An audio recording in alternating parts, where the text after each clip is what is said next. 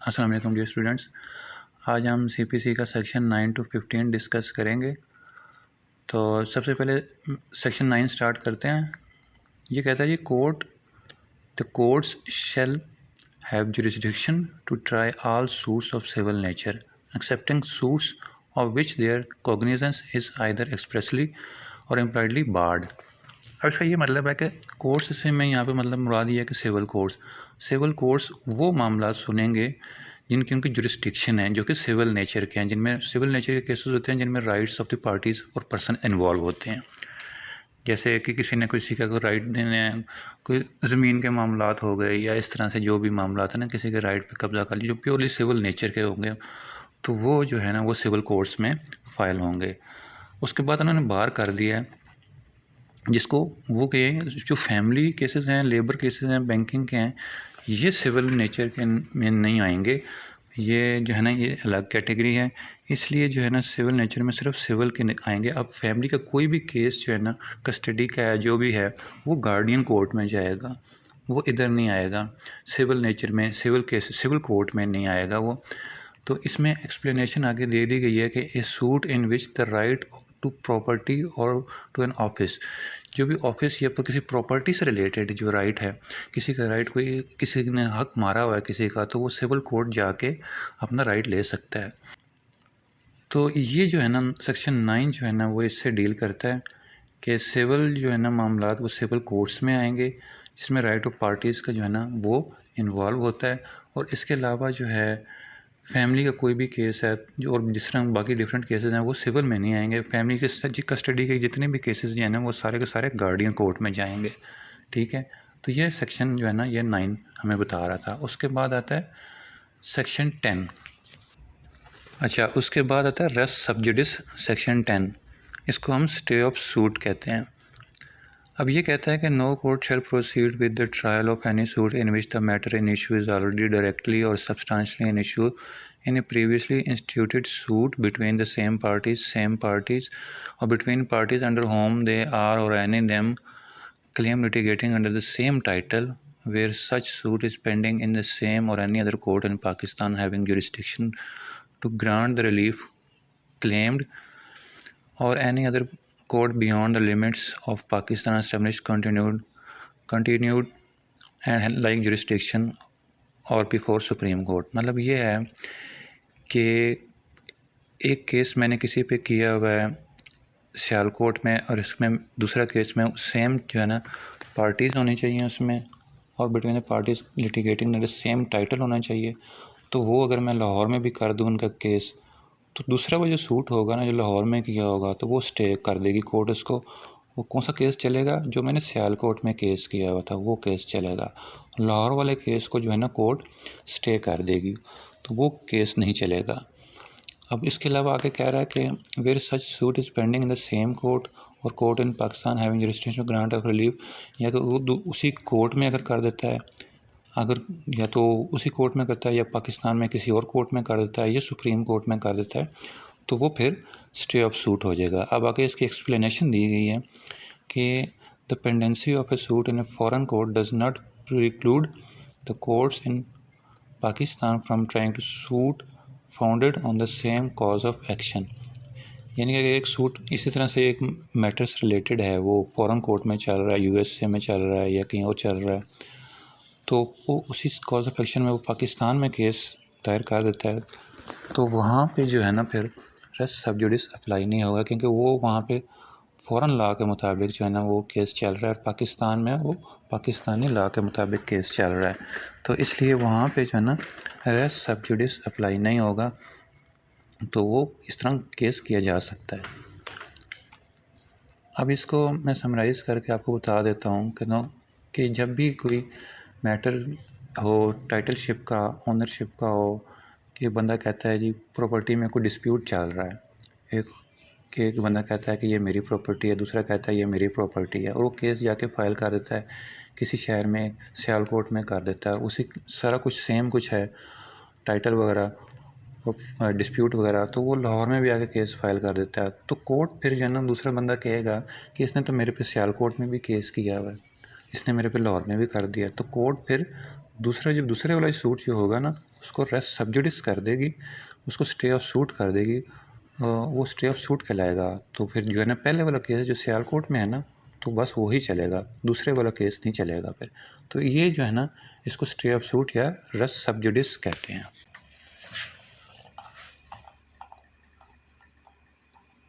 अच्छा, उसके बाद है रेस जुडिकाटा।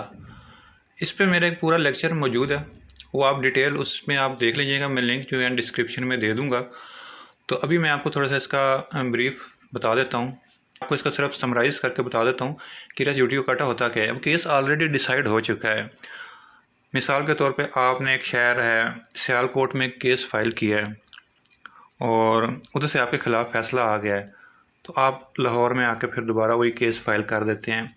उसमें ये बताया गया कि पार्टीज़ भी सेम हों, टाइटल भी सेम हो और सूट और इशू सारा कुछ सेम हो, तो सारा कुछ ये डिसाइड हो चुका है, तो आप फिर नया सूट नहीं फ़ाइल कर सकते। फिर इस तरह तो ये बहुत लंबा लेंथी प्रोसेस चलना है और कभी एंडिंग होना ही नहीं, इसने कभी एंड ही नहीं होना, नेवर एंडिंग प्रोसेस होना था इसने। मिसाल के तौर पे अगर एक शहर में आपके ख़िलाफ़ सूट डिसाइड हो गया, आपके ख़िलाफ़ फ़ैसला हो गया, आप दूसरे शहर में फिर जाके फ़ाइल कर देंगे उसको, वहाँ से आपके ख़िलाफ़ हुआ तीसरे शहर में फिर कर देंगे। अपील तो आप कर सकते हैं नया सूट आप फाइल नहीं कर सकते, ठीक है। तो जब भी जो है ना आप केस डिसाइड हो गया है, उसके अलावा आप हायर फोरम में जाएंगे, अपील फाइल करेंगे, लेकिन नया सूट जो है ना वो आप नहीं डाल सकते, नया सूट जो है ना वो आप नहीं फाइल कर सकते। तो रेस जुडिकाटा में बस यही है। अब इसका डिटेल लेक्चर जो है वो आप देख लीजिएगा, क्योंकि आप वो सारा कुछ मैं उसमें बता चुका हूँ।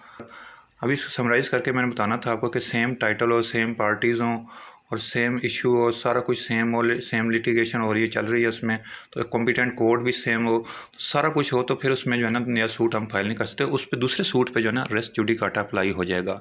जो आप पहले सूट आपका डिसाइड हो गया, आपने लाहौर में दोबारा कोई सूट फाइल किया है, तो लाहौर वाले सूट पे जो है ना रेस जुडिकाटा अप्लाई होगा। कोर्ट कहेगी भाई या तो आपका जो आपका केस जो है ना ये पहले ही फाइल डिसाइड हो चुका है सियालकोट में, आप लाहौर में फिर आ गए हैं करने इसको, तो इसलिए इस पर रेस जुडिकाटा अप्लाई हो जाएगा। तो उसके बाद अब हम देखते हैं सेक्शन 12(2). सेक्शन जो है ना 12 है, 12(1) इतना इंपॉर्टेंट नहीं है, 12(2) आपने देखेंगे इसमें बहुत सारी केसेस चल रहे होते हैं कोर्ट में, 12(2) के फ्रॉड के केसेस चल रहे होते हैं सीपीसी के तहत। अभी हम इसकी एक नेक्स्ट लेक्चर में जो है हम इसका एक ड्राफ्ट भी तैयार करेंगे ताकि आपको ज़रा अच्छे तरीके से समझ आ जाए। अभी इस लेक्चर में सिर्फ मैं आपको सेक्शंस पढ़ा रहा हूँ कि आपको पता चल जाए कि इन सेक्शंस का मीनिंग क्या है। अब 12(2) ये कहता है where a person challenges the validity of a judgment, decree और order on the plea of fraud, misrepresentation or want of jurisdiction. अगर कोई पर्सन जो है ना वो जजमेंट, डिक्री और ऑर्डर पे प्ली लेता है फ्रॉड की, मिसरिप्रेजेंटेशन की और वांट ऑफ जुरिस्डिक्शन, यानी कि फ्रॉड के ज़रिए, अदालत के ज़रिए जो है ना कोई केस डिग्री ली गई है, ऑर्डर लिया गया, जजमेंट लिया गया, कोर्ट को मिसरिप्रेजेंट करके लिया गया और कोर्ट की जुरिस्डिक्शन नहीं थी, तो कोर्ट ने जो है ना वो दे दी, डिग्री दे दी। और उसमें फिर आगे कह रहा है कि he shall seek his remedy by making an application to the court which pass the final decree judgment, final judgment. तो अब आप नई जो है ना and decree order or not a separate suit, अब जिसने कोर्ट ने फाइनल डिग्री जजमेंट और ऑर्डर पास किया है, तो आप उसी कोर्ट में जो है ना जाके केस फाइल करेंगे, आप नया सूट फाइल नहीं करेंगे। मतलब कुछ लोग ऐसे करते हैं ना कि डिफेंडेंट का जो है एड्रेस गलत लिख देते हैं और कहते हैं जी डिफेंडेंट आया नहीं, और एक्स पार्टी डिग्री वगैरह ले लेते हैं। और काफ़ी तरीके होते हैं जो कोर्ट को जो है ना मिसरिप्रेजेंट करके जो है ना और कोर्ट के साथ फ्रॉड करके डिग्री ले लेते हैं। कोर्ट को जो पता ही नहीं होता कि जो है ना इसमें असली वजह क्या है तो कोर्ट के साथ फ्रॉड की प्ली ले लेते हैं, मिसरिप्रेजेंटेशन की ले लेते हैं और वांट ऑफ जुरिस्डिक्शन की ले लेते हैं। तो उसमें जो है ना जब उसको डिसीजन कोर्ट डिग्री फाइनल और ऑर्डर जजमेंट दे देगी ना, तो उसके बाद जो है ना फिर जो दूसरी पार्टी कहेगी ये तो मुझे पता ही नहीं था, तो दूसरी पार्टी जब उसको कंटेस्ट करेगी, जब उसको देखेगी, प्ली लेगी फ्रॉड की, मिसरिप्रेजेंटेशन, वांट ऑफ जुरिस्डिक्शन की, तो फिर वो उसी कोर्ट में करेगी, किसी नई कोर्ट में जाके वो उसको केस को फाइल नहीं करेगी, उसी कोर्ट में करेगी। ठीक है, तो ये था 12(2) का सेक्शन। मतलब आपके कोई भी आपके खिलाफ डिग्री ले लेता है फ्रॉड के ज़रिए, मिसरिप्रेजेंटेशन के लिए और वांट ऑफ जुरिस्डिक्शन के लिए, तो आप उसी कोर्ट में जाके इसको दोबारा फाइल कर देंगे।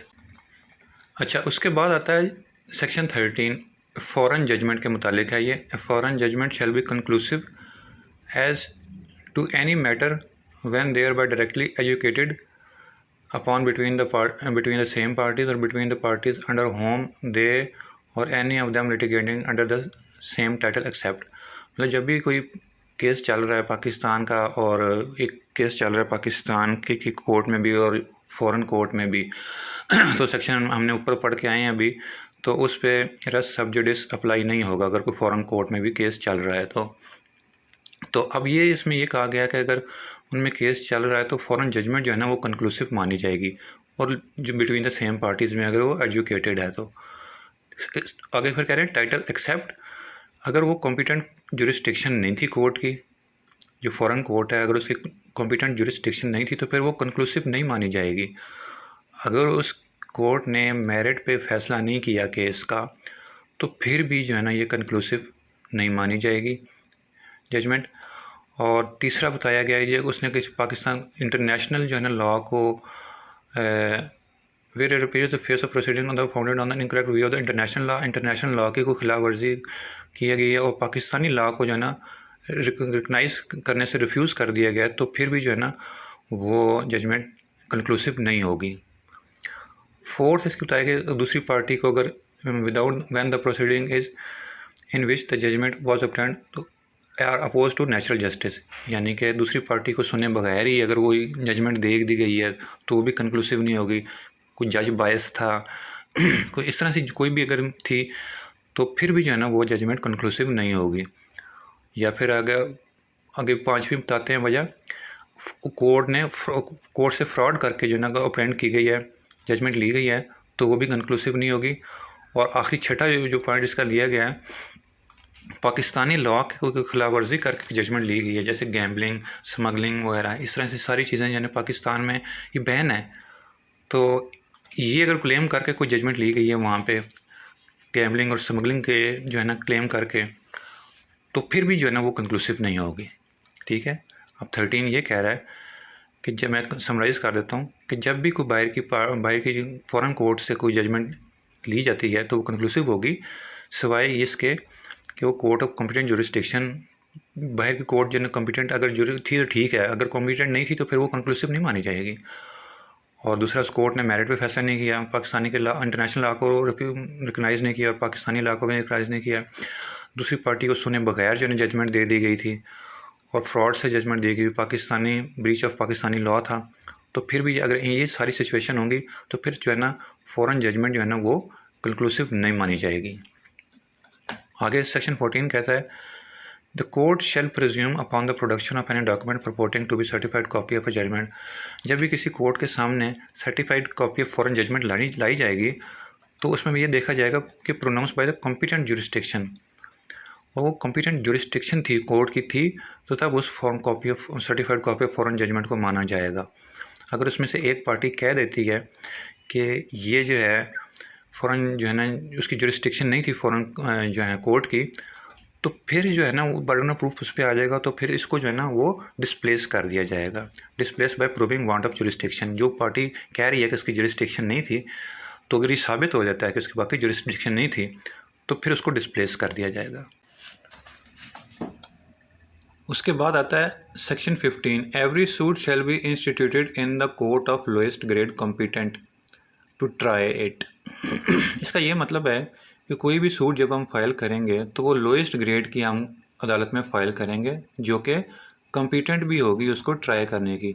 अभी ब्रैकेट में मैं थोड़ी डिस्क्रिप्शन थोड़ी दे देता हूँ आपको कि कॉम्पिटेंट मतलब टेरिटोरियल एंड पेक्यूनरी जुरिस्डिक्शन होनी चाहिए उसकी, और लोएस्ट ग्रेड मतलब ग्रेड से बोले ग्रेड 3 to 1 मतलब अब ये है कि टेरिटोरियल तो इलाकाई जुरिस्डिक्शन होती है, मतलब वो प्रॉपर्टी आपके इलाके में फॉल करती है कि नहीं, उस कोर्ट के इलाके में फॉल करती है कि नहीं, उसके इलाके में जो प्रॉपर्टी है वो उसके कोर्ट के इलाके में फॉल करनी चाहिए।